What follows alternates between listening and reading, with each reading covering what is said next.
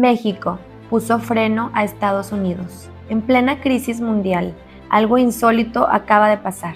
En la reunión del G7, mientras los poderosos hablaban de guerra, México rompió el silencio. Claudia Sheinbaum sorprendió a todos al entrar al debate internacional y lanzar una fuerte declaración para los Estados Unidos. Sheinbaum le habría dejado claro a Trump que México no se va a dejar arrastrar por la guerra y que si hay que actuar, lo harán por su cuenta. ¿Se viene una alianza oculta o una ruptura total? El mundo está al borde y lo que ocurrió en el G7 podría ser el comienzo de un nuevo equilibrio de poder. Y México acaba de meterse en el centro del conflicto. No olvides darle me gusta, compartir y suscribirte al canal. Pues la pregunta obligada del G7. Primero, bueno, es que es por partes porque sí se abordó muchos temas y sí, sí me gustaría ponerme, bueno, en el caso de la llamada con el presidente de Estados Unidos, ¿qué fue lo que platicaron, los temas que se abordaron y se acordó con Donald Trump un encuentro posterior? Y bueno, ¿en qué tiempo sería? Esa sería, digamos, la primera parte del G7. Sí, como saben, teníamos preparado una reunión bilateral. Era una reunión no solamente entre el presidente Trump y su servidora, sino también con secretarios de Estado de ambos países. Él tuvo que retirarse la noche anterior, después de algunas reuniones que tuvo, por la situación en Medio Oriente. Que ya saben, acá la oposición se dejó ir como si tuviera que ver con nosotros, ¿no? En comunicación con su equipo para ver cómo recuperábamos la comunicación, acordamos una llamada por teléfono a las 2 de la tarde del lugar donde estábamos, en Kananaskis, y otra pues él en Washington. Para él eran las 4 de la tarde, para nosotros las 2 de la tarde. Y ahí, bueno, primero se disculpó por no poder desarrollar esta reunión bilateral. Incluso me dijo, no puede pasar por Washington de regreso a México. Le dije, bueno, no lo tengo planeado y además pues hay muchas cosas en México, pero ya en otra ocasión habrá la oportunidad de reunirnos. Y yo le hice un planteamiento en el sentido de, hemos alcanzado muchos acuerdos. Hoy pues tenemos una frontera mucho más segura. Hay un acuerdo en términos de seguridad que prácticamente es un primer acuerdo que se firmó en Washington y ahora es un avance de ese acuerdo que ya prácticamente está listo para determinar la colaboración y la coordinación a partir del respeto a nuestras soberanías. En migración pues hay una disminución muy grande de la migración que pasaba por México y entonces le planteé que porque no teníamos un acuerdo general, un acuerdo que tuviera que ver con seguridad, con migración y también con comercio. Esto no tiene nada que ver con que se mantenga el Tratado de Libre Comercio, que se mantiene el tratado, que en todo caso se revisará, sino que en este momento podamos llegar a un acuerdo general. Ahí le mencioné también la importancia de reconocer a los mexicanos en Estados Unidos, mexicanos, familias mexicanas que llevan años viviendo, que trabajan por Estados Unidos, que él sabe de estas familias. Se lo planteé y dijo, es cierto, hay muchas familias mexicanas que trabajan por el bien de nuestro país. Entonces le planteé ese acuerdo general y él estuvo de acuerdo. Entonces, el día de mañana, hoy es miércoles o jueves, el viernes va Marcelo Ebrard para reunirse de nuevo con el secretario de Comercio de los Estados Unidos para avanzar en los temas de comercio que tenemos pendientes y en el caso de seguridad y migración, que nosotros queremos que incluya a las familias mexicanas en Estados Unidos, pues ya se estaría viendo con el Departamento de Estado. Entonces fue una buena conversación, duró pues cerca de 20 minutos, estaba presente el gabinete, los secretarios que fueron conmigo. Y bueno, pues esperamos que siga avanzando. Esta fue la llamada. Además, pues como ustedes ya vieron en las redes sociales, nos reunimos con el primer ministro de Canadá, también fue una reunión muy importante. Acordamos, por supuesto, seguir trabajando juntos para el tratado comercial, pero además fortalecer más las relaciones entre México y Canadá, comerciales, educativas, culturales, de inversión de empresas canadienses en México. Entonces, también fue muy buena reunión. Desde la llamada que había tenido con él, hablamos de el acuerdo que se tiene para que trabajadores mexicanos puedan ir a trabajar a Canadá, trabajadores agrícolas principalmente.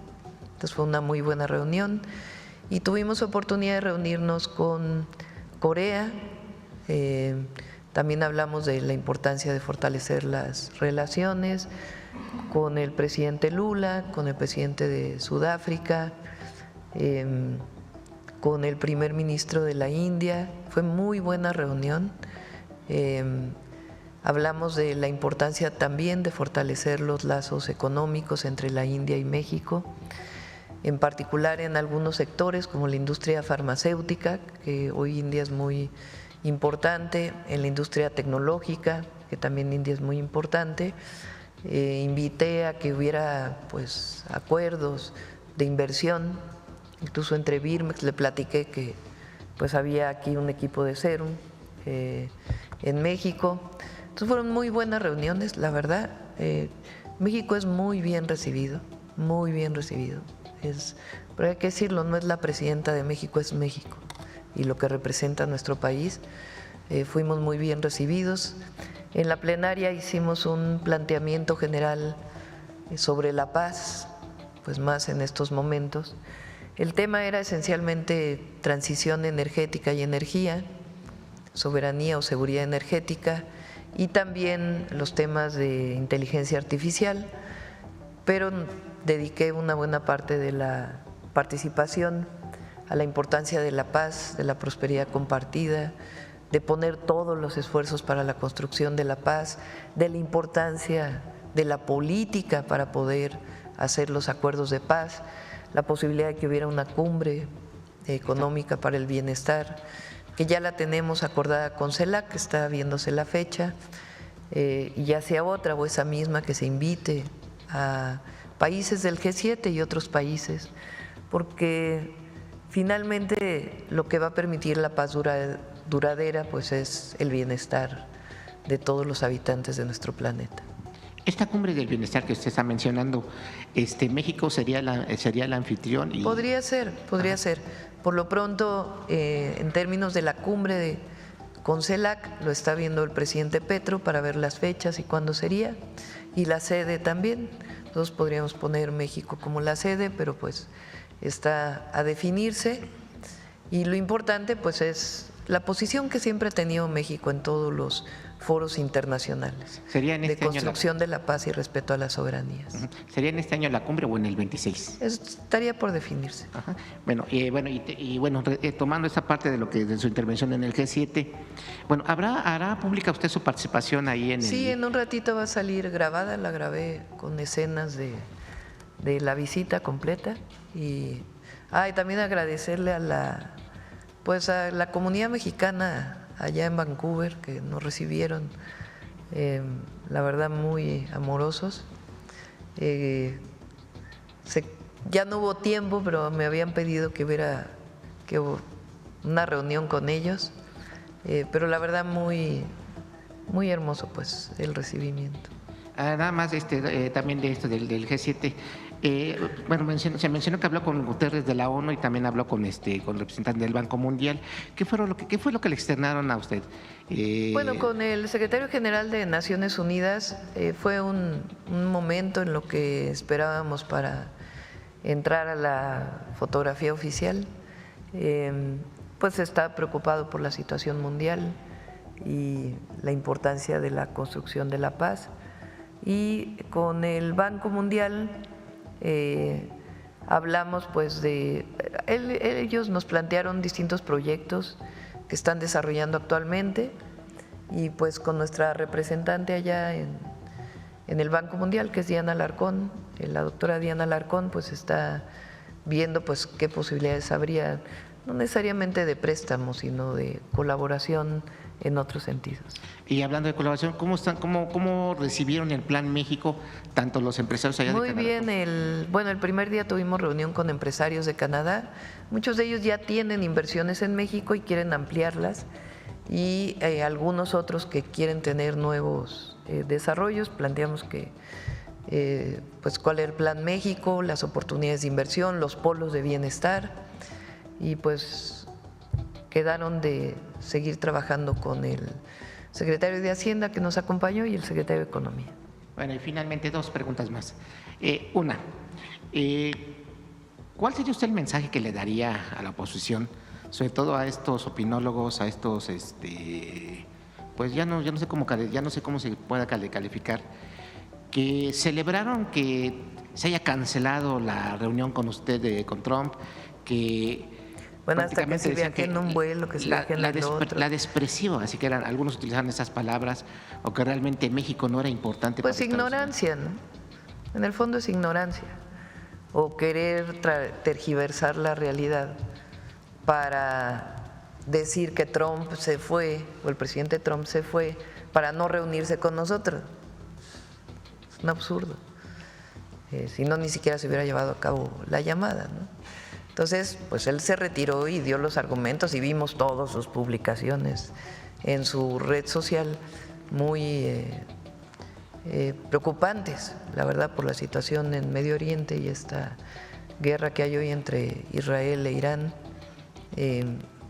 Entonces, pues él incluso dio la razón. Entonces, es como, pues, ya no sé, como bien dices tú, no sabemos ni qué adjetivo ponerles, pero es mucha ignorancia o querer pensar que la gente es ignorante y que los comentarios que ellos están poniendo pues van a suponer que lo que dicen es realidad. Es una posición muy mezquina el querer que le vaya mal a México en el extranjero, ¿no? Bueno, ellos, ya ven que cuando llegamos todos decían, ojalá le vaya bien a la presidenta, porque si le va bien a la presidenta, le va bien a México. Pero ellos al revés, buscan que le vaya mal a México para que le vaya mal al proyecto que representamos. Y pues es una posición pues muy antipatriota, ¿no? Finalmente, es que ahorita que hablaba de lo de protección civil, nada más si nos pueden, bueno, ¿en dónde la población puede, ahorita que estaba checando, en dónde la población puede checar en este caso los refugios, los 22 de Oaxaca, los 10 de Guerrero? Si nos ponen las páginas. Si los pueden poner precisamente para… Y las redes sociales de la Coordinación Nacional de Protección Civil, de CONAGUA, incluso de Secretaría de Marina y las coordinaciones de protección civil de los estados. Sería todo. Muchas gracias. Gracias. Acerca del tema de las reuniones bilaterales que sostuvo en Canadá, ¿hubo algunos acuerdos de inversión? ¿O solamente fueron pláticas generales y se verá en el futuro en las reuniones con comitivas de los países con los que platicó usted? Me faltó la Unión Europea también. Hablamos o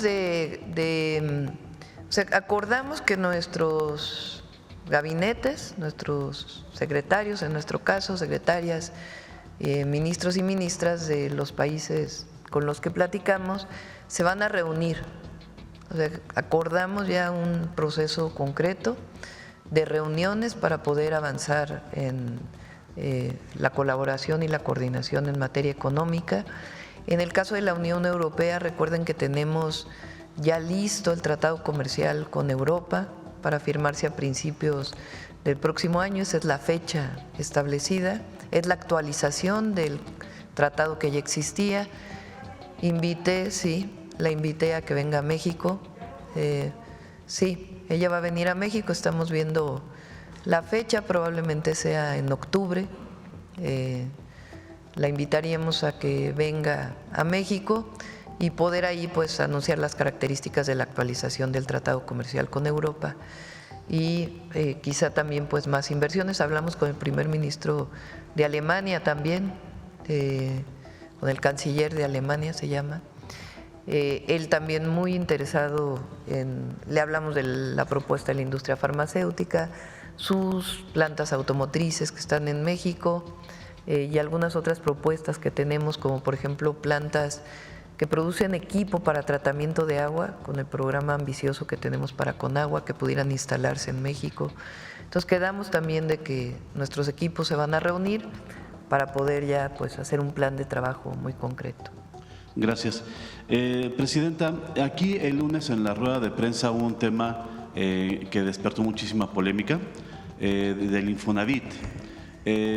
Octavio Romero nos presentó una propuesta de que algunas viviendas que han sido ocupadas indebidamente a lo largo de los últimos años pudieran establecer un esquema para que los ocupantes actuales pudieran adquirir las viviendas y que los dueños se les daría la opción de tener otra vivienda también del Infonavit, de este universo que se va a recuperar y se va a rehabilitar.